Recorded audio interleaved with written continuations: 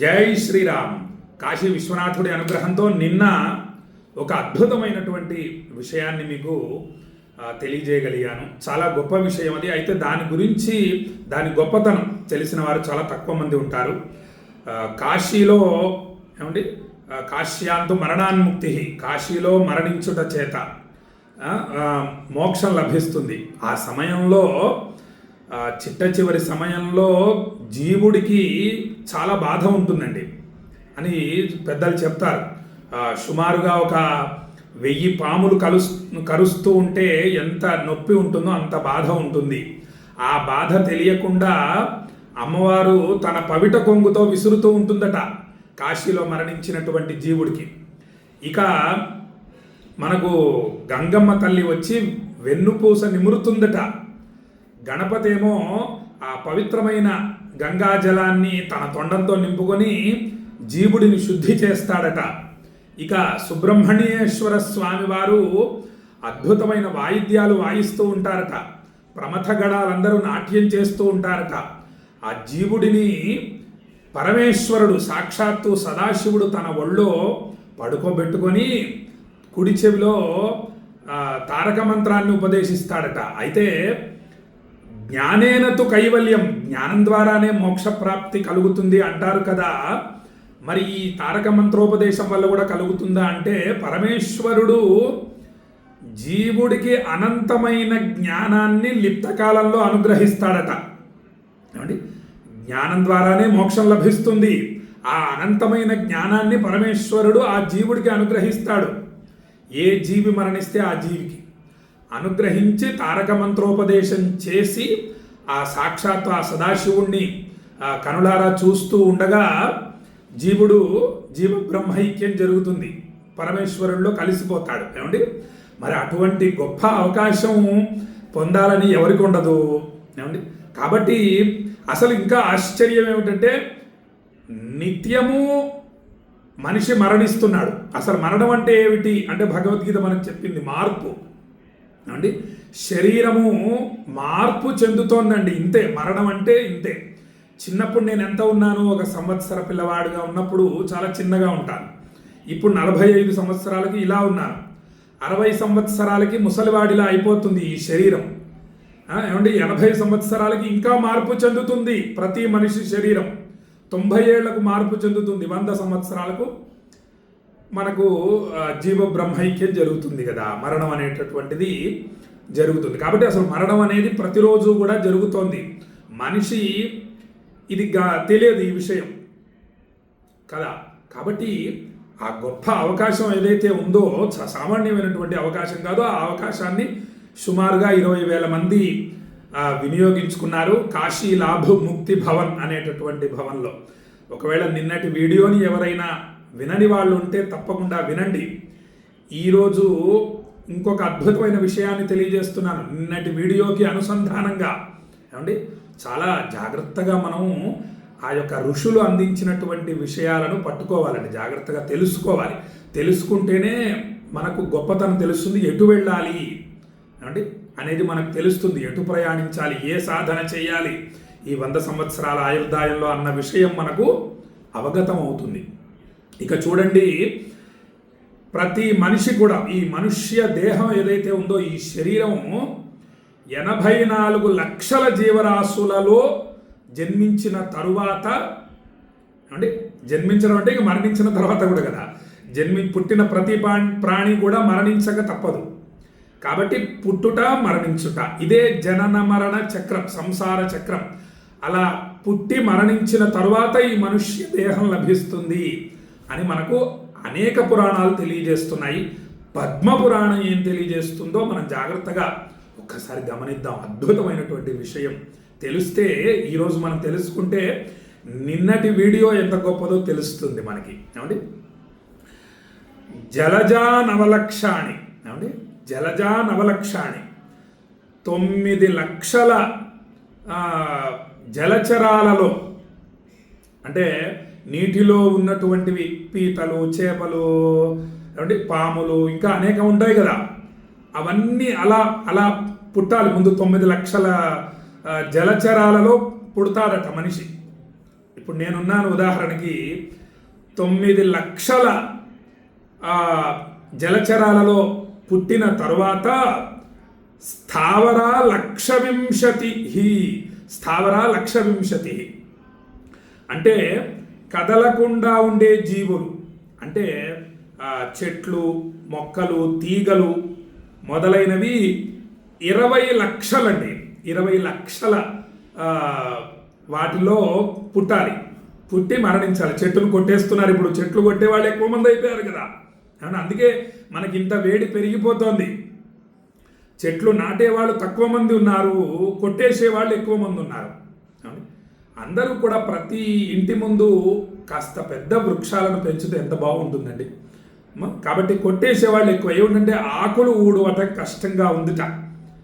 ఆడవాళ్ళు చెప్పేటటువంటి విషయం ఏమిటంటే ఆ నడుము వంచి ఆకులు ఊడ్చాలంటే చాలా ఇబ్బంది అయిపోతుంది, ఈ చెట్టును కొట్టేసేయండి అని అందరూ కొట్టేస్తూ పోతున్నారండి. ఇప్పుడు వేడి పెరిగిపోతుంది, ఏసీలు పెరుగుతున్నాయి, ఏసీల వల్ల ఇంకా వేడి పెరుగుతుందని తెలుసుకోలేకపోతున్నారు. ఇక మనం గమనిద్దాం, మనకు స్థావర 1,20,000, ఇక క్రమయోరుద్ర సంఖ్యాకాహ, క్రిమికీటకాలు, పురుగులు మొదలైనవి ఉంటాయి కదండి. కొన్ని పురుగులు చూసారా, అంటే ఈ వర్షాకాలంలో వస్తూ ఉంటాయి, వాటిని ఉసిళ్ళు అంటారు. రాత్రి కొన్ని వేలొచ్చి మన ఈ లైట్ల దగ్గర ఇచ్చేస్తూ ఉంటాయి, ఉదయానికి అవన్నీ కూడా చనిపోయి ఉంటాయి. ఎప్పుడు చూసారా వాటి ఆయుర్దాయం చూసారా, ఒక రాత్రి మాత్రమే ఉసిళ్ళ ఆయుర్దాయం. కాబట్టి ఇలా క్రిమికీటకాలు, పురుగులు మొదలైనవి 11 లక్షలలో జన్మిస్తారటండి మనిషి. ఉదాహరణకి నేనేం చెప్పాను కదా, ఇలా మనకి మనం ఊహించుకోవాలి. 11 లక్షల క్రిమికీటగా పుట్టిన తర్వాత ఏం జరుగుతుందయా అంటే పక్షిణాం 10 లక్షణం. ఏమండి, పక్షిణాం 10 లక్షణం. పక్షులుగా 10 లక్షలు పుడతారు. తర్వాత మొక్కలైపోయినాయి, క్రిమికీటకాలు అయిపోయినాయి, పక్షులుగా 10 లక్షలు. ఇక పక్షిణాం 10 లక్షణం. 30 లక్షాణి పశవః. 30 లక్షాణి పశవః. 4 లక్షాణి మానవాః. 30 లక్షలు పశువులు, జంతువులు, అంటే మేకలు ఇవన్నీ కూడా ఉంటాయి కదా అంటే 4 కాళ్లతో నడిచేటటువంటి పశువులుగా 30 లక్షల వాటిల్లో జన్మిస్తాడట మనిషి. ఆ తర్వాత ఇక చూడండి, ప్రధానమైంది 4 లక్షాణి మానవాః.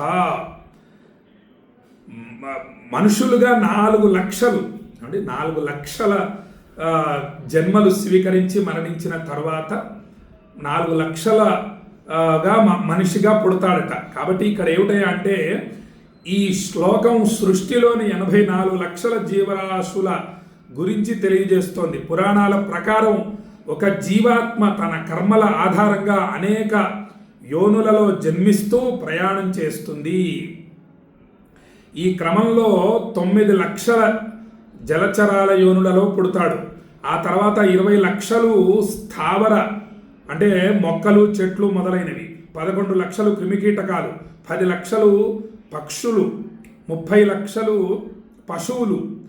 ఆ తర్వాత ఇవన్నీ దాటిన తర్వాత చివరికి 4 లక్షల మానవ యోనులలో జన్మించే అవకాశం లభిస్తుంది. ఈ సంఖ్యలు కలిపితే 84 లక్షల జీవరాశులు అవుతాయి. ఈ శ్లోకం చెప్పే ప్రధాన సందేశం ఏమిటంటే మానవ జన్మ చాలా దుర్లభమైనది. ఏమంటే ఇన్ని గర్భాలలో ప్రవేశించిన తర్వాత కానీ మనుష్య జన్మ రావట్లేదు. అమూల్యమైనది, దుర్లభమైనది. ఇది యాదృచ్ఛికంగా వచ్చినది కాదు, అనుకోకుండా వచ్చింది కాదండి. మనకి మనుష్య జన్మ అనేక జన్మల కర్మ ఫలాలు. ఏమండి, పాపాలు చేయకూడదు. మనుష్య జన్మెత్తిన తర్వాత ఇక జాగ్రత్తగా ఉండాలి. అనేక జన్మల కర్మ ఫలాలు, పుణ్యఫలాల అనంతరం లభించిన గొప్ప అవకాశం ఈ మనుష్య జన్మ. మరి ఏం చేయాలి? మనుష్య జన్మని మళ్ళీ 84 లక్షల జీవరాశులలో పుట్టకుండా ఇంకొక తల్లి గర్భంలోకి ప్రవేశించకూడదు మనం. మళ్ళీ ఇన్ని తల్లి గర్భాలలో ప్రవేశించడం అంటే చేపకు తన పిల్లలు ఉంటాయి కదా, ఆ పిల్లలకి తల్లి చేపేగా. కాబట్టి తల్లి గర్భం అంటే కేవలం మనుష్యుల తల్లే కాదండి.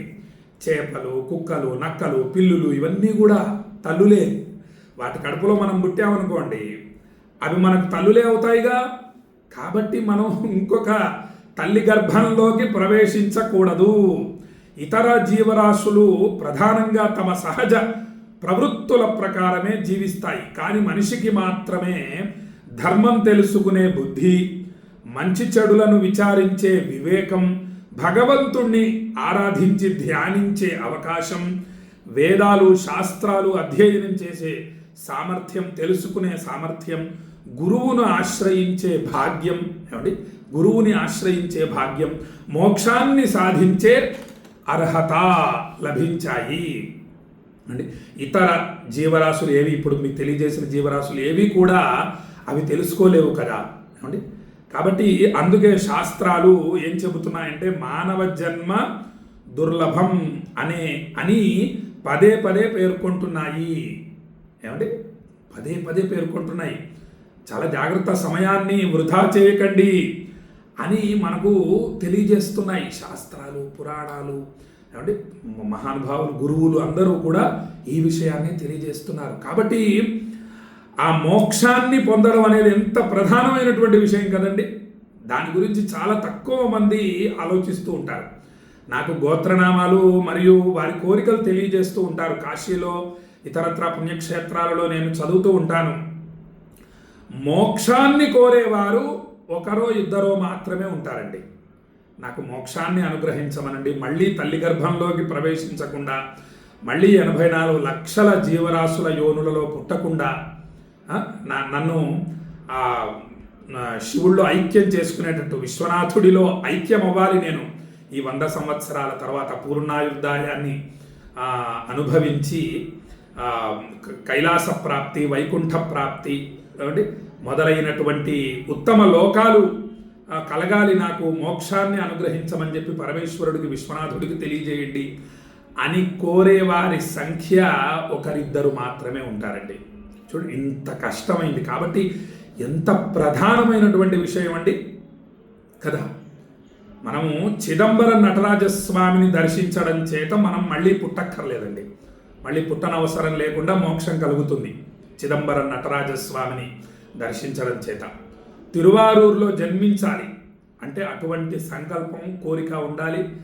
అది కొంచెం కష్టసాధ్యమైనటువంటి విషయం. రెండవది. మూడవది స్మరణాద్ అరుణాచలం, అరుణాచలాన్ని స్మరిస్తూ ఉండాలి. అందుకే రోజు ఎంతసేపు అండి, ఒక 108 సార్లు జపం చేయటం, గట్టిగా 5 నిమిషాలు అరుణాచల శివ, అరుణాచల శివ, అరుణాచల శివ, అరుణాచల, అరుణాచల శివ, అరుణాచల శివ, అరుణాచల శివ, అరుణాచల అంటే మా పిల్లలతో ప్రతిరోజు సాయంత్రం ప్రదోష సమయంలో నేను అరగంట సేపు జపం చేయిస్తానండి. ఏమండి, ఇటువంటి మహామహిమాన్వితమైనటువంటి జపాలు చేస్తూ ఉండాలి. భగవన్ నామం చాలా గొప్పది. మనకు ఉండేటటువంటి కష్టాల నుండి విముక్తి పొందడం కూడా మోక్షమే. కష్టం నుండి మోక్షం. అంటే ఒక అనారోగ్య బాధ ఉంటుంది. ఆ అనారోగ్యం ఈశ్వరానుగ్రహంతో తొలగిపోవటం చేత మోక్షాన్ని పొందుతాం. నా యొక్క ఉన్నటువంటి ఈ బాధ నుండి మోక్షం కలిగింది అంటాం. కాబట్టి ఈ చిన్న చిన్న మోక్షాలను కూడా పొందుతూ అసలైన దుర్లభమైనటువంటిది, అత్యంత విశేషమైనటువంటిది, మహాశక్తివంతమైనటువంటి మోక్షాన్ని కూడా పొందాలి. కాబట్టి అరుణాచల శివ అనే నామం జపం హాయిగా చాలా తేలిక మనం ఉన్న చోటే. తరువాత ఇక 90 ఏళ్ల తర్వాత, 100 సంవత్సరాల తర్వాత, అది ఎప్పుడు అనేది ఎవరు చెప్పలేరు. ఏదన్నా పెద్ద అనారోగ్యం కానివ్వండి, ఏదన్నా వచ్చింది, ఇంకా ఒక 2-3 రోజుల్లో వైద్యులు చెప్తారు కదా, ఇక మా చేతుల్లో లేదండి అని తెలియజేస్తూ ఉంటారు కదా. అలాంటి సమయంలో కాశీకి వెళ్ళిపోవాలి. కాశీకి వెళ్ళిపోయి చక్కగా అక్కడే వెళ్ళిపోవడం అంటే ఇంకా పిల్లలు తీసుకెళ్ళాలి ఎవరో ఒకరు. పుత్రధర్మం అదే. తల్లిదండ్రులకు మోక్షాన్ని అనుగ్రహించాలి. కూతుళ్ళు కానివ్వండి, కొడుకులు కానివ్వండి ప్రయత్నించాలి.